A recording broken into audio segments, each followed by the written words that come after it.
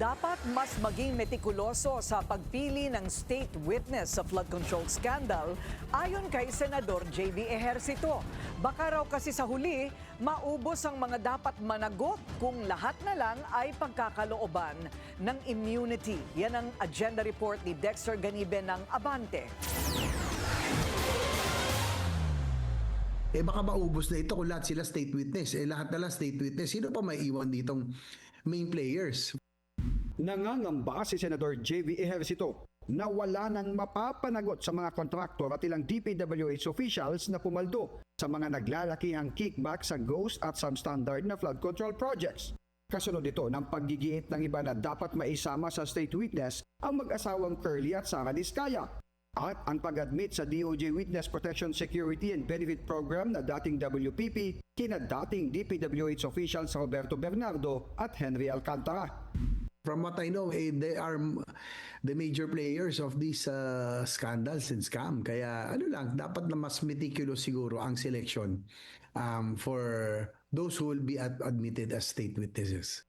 Kailangan din na niyang muling maimbitahan sa susunod na Blue Ribbon hearing si dating House Speaker Martin Romualdez na una nang inimbitahan noong Nobyembre ng nakaraang taon.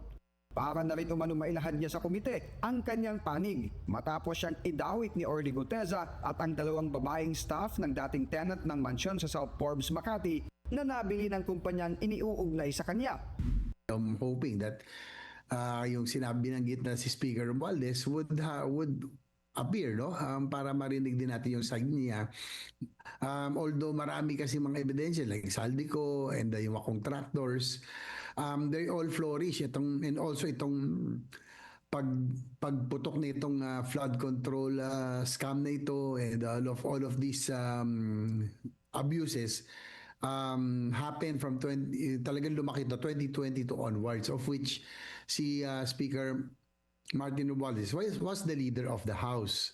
Nakakalungkot man niya na may mga kasamahan siya sa Senado na nadadamay. Pero kung saan sila dadalhin ng mga ebidensya ay dapat managot ang may pananagutan. Nais niya ring matumbok talaga ang modus para makapanday ng batas upang hindi na ito maulit pa.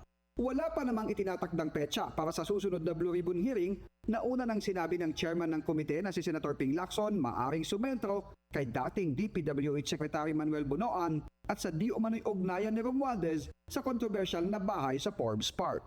Para sa agenda, Dexter Ganibe, Abante!